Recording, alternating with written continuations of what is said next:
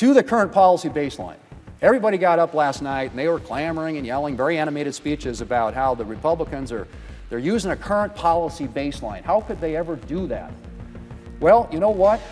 Back in 2012, President Obama and one of the people who was working for him at the time, named Jeff Zients, used the current policy baseline to make permanent the Bush tax cuts. And what he described it, Jeff Zients described it at the time, he called it the alternative fiscal scenario. That's how they explained to the American people. And then he translated it and said what it is, it's a current policy baseline. So the Democrats have used this before. In fact, they you could argue, pioneered it. But current policy baseline is something that's been used by both sides. So it's a little, spare me the hypocrisy and the noise about current policy baseline. Finally, with regard to the issue of the deficits, it is rich to hear Democrats all of a sudden concerned about debt and deficits. Really? I mean, I've been here a long time, and I've not been involved in a single spending debate and fight in which Republicans were trying to spend less and Democrats were trying to spend more. With one exception. And that's national security. Democrats are always willing to cut defense. So, Mr. President, it's time to vote. And Democrats will get a chance, they'll offer all their amendments and they'll attack this thing as cutting taxes for billionaires. What we are doing here is extending tax relief for the American people, keeping their rates low, making sure they don't have their child tax credit cut in half, their standard deduction cut in half, including new provisions that provide more relief for working Americans, which is what President Trump campaigned on.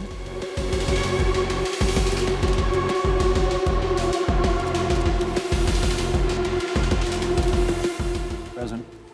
Recognize the Majority Leader. Thank you, Mr. President. Mr. President, we're going to vote here real soon on a bill that's been worked on for many, many months. And I want to start by thanking the staff on the committees, the relevant committees, the floor staff, everybody that's been around that has to put in the hours and get us to where we are today. They are extraordinary people who are very dedicated to their jobs and to public service, and we're grateful for that.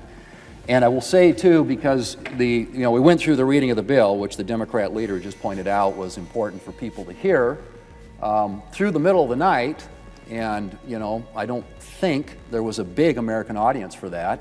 I think a lot of people were at their jobs, working their shifts. People like nurses and firefighters who are going to benefit under this bill.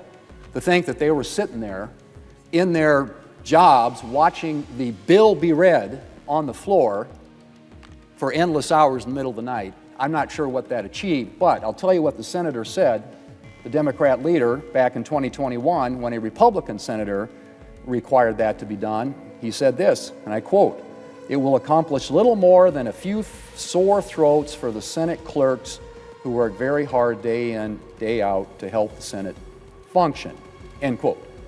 And those clerks are here today, and one of the reasons that we tried to give them a break last night is because they had to stay here the night before to read through the bill. In the dead of the night, nobody watching, but they did it. So hopefully they got a little bit of rest last night so we can start this off. Mr. President, the Tax Cuts and Jobs Act was one of the most successful economic policy pieces of legislation in history. And the data bears it out.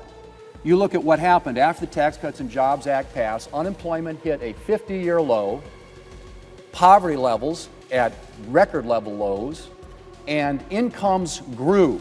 Incomes and wages increased, most among lower income Americans. We started to narrow the wage gap as a result of the passage of the Tax Cuts and Jobs Act. So what is this about?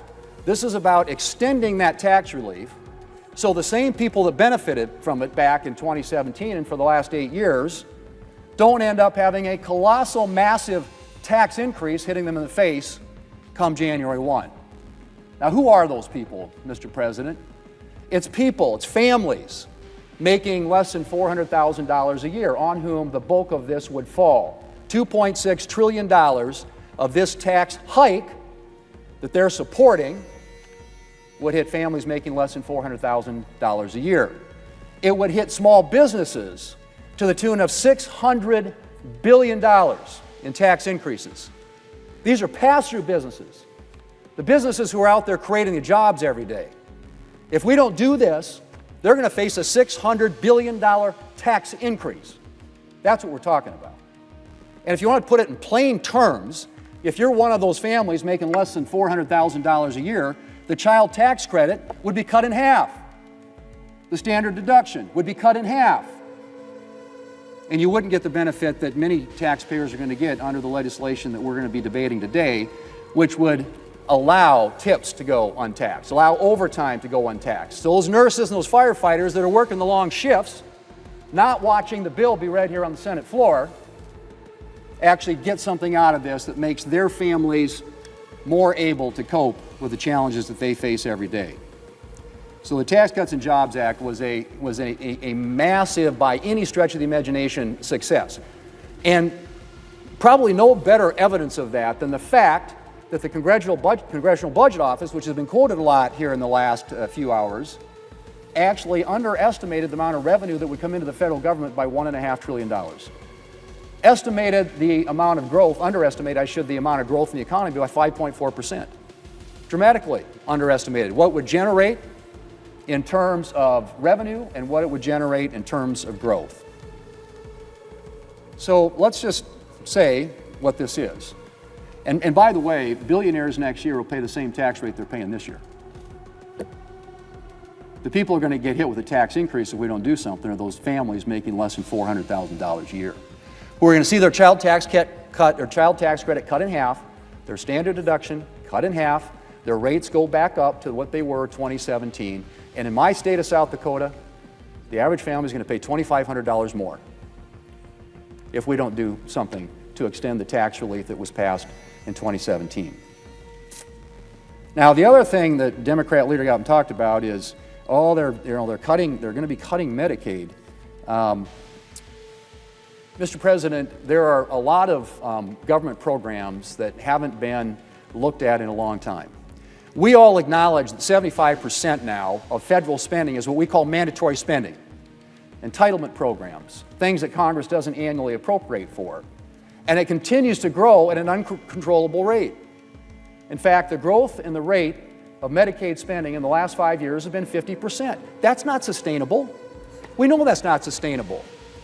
And in the time I've been here, we have never, ever done anything to reform and improve and strengthen these programs that are growing at an unsustainable rate that will wreck our economy and wreck our country if we don't start making some changes. And so yes, there are some improvements and reforms to Medicaid to make it more efficient, to make sure that the people who are supposed to benefit from Medicaid do, and that it doesn't go to people who shouldn't benefit from Medicaid. Now, most of the increase in spending in Medicaid has been in what we call the expansion population. And that's the number of people out there for whom states get a 90% reimbursement from the federal government.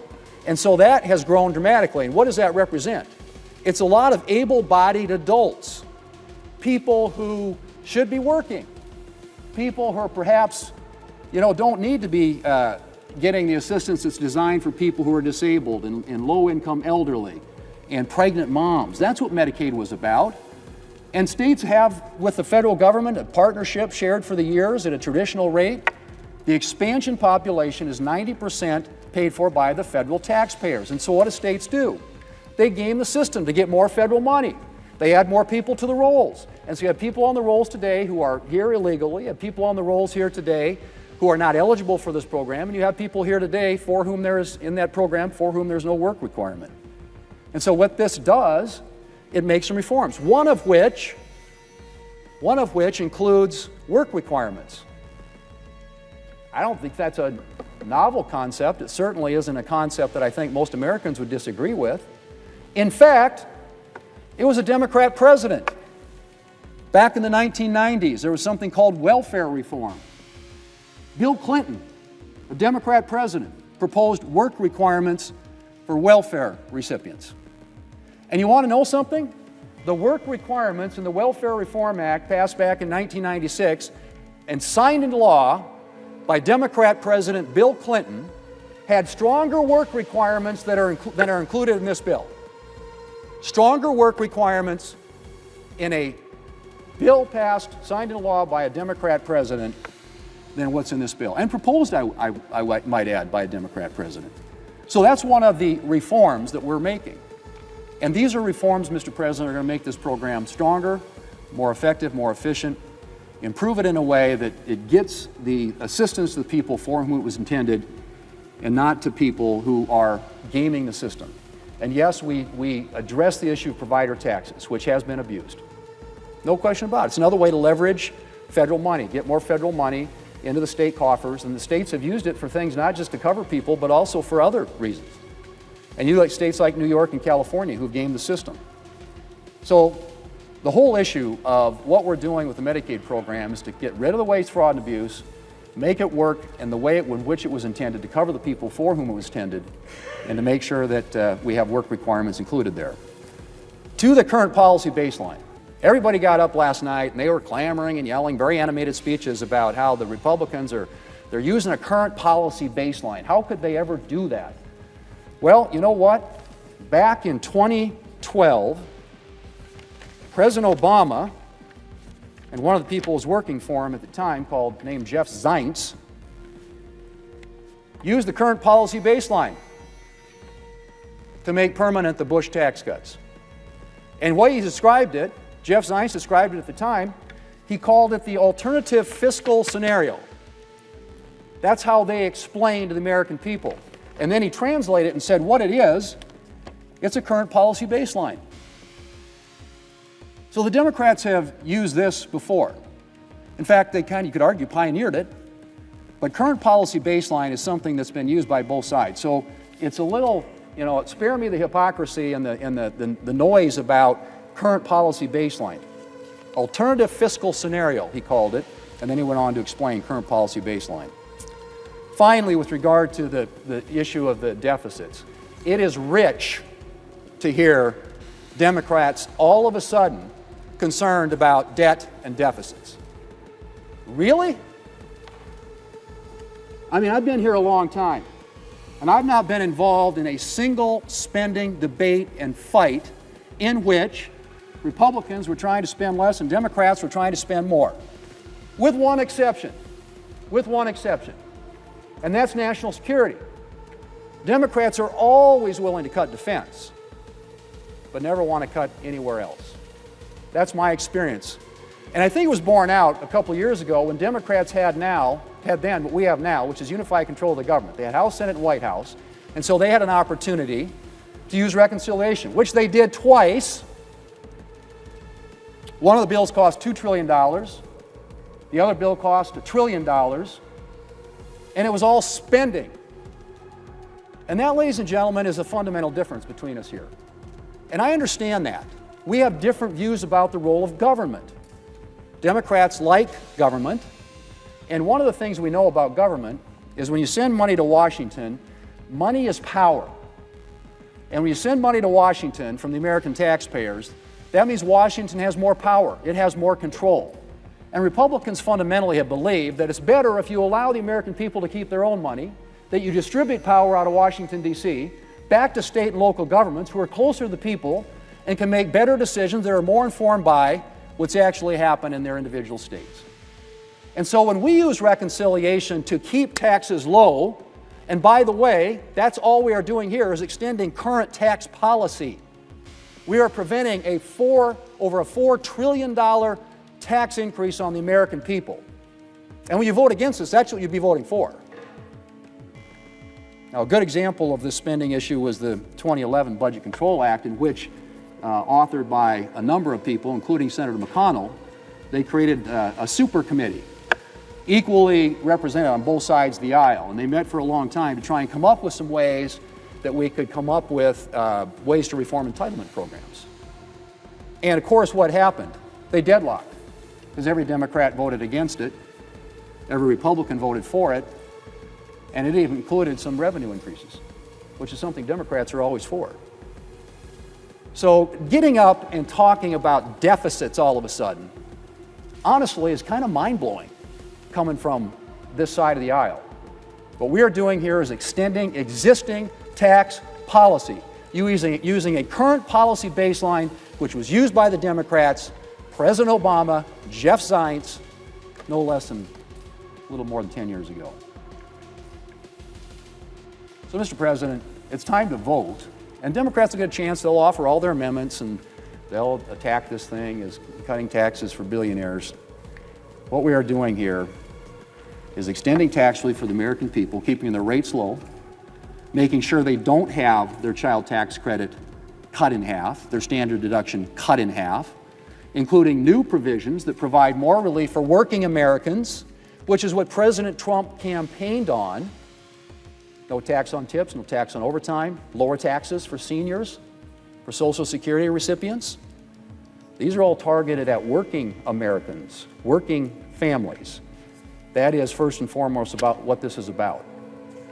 This, Mr. President, will make this country safer, stronger, and more prosperous. It addresses military modernization. It addresses securing our border. It addresses restoring energy dominance. It extends tax relief for the American people so they can avoid a $4 trillion tax increase at the end of the year. And yes, it includes some savings associated with reforms that are made in a way that targets assistance from federal programs to where it was intended to go. And yes, we have work requirements that were initiated by Bill Clinton and the Clinton administration during welfare reform back in the 1990s. Only, I would say again, they're not as strong. The work requirements included in that legislation back in the 1990s, what we have in this bill, the work requirements here, are not as strong. Mr. President, let's vote. This is good for America. This is good for the American people. It's good for working families. And it's been a long debate. I know people are weary, but at the end of the day, we want to get this done so that this country is safer and stronger and more prosperous, not only for today, but for future generations of Americans.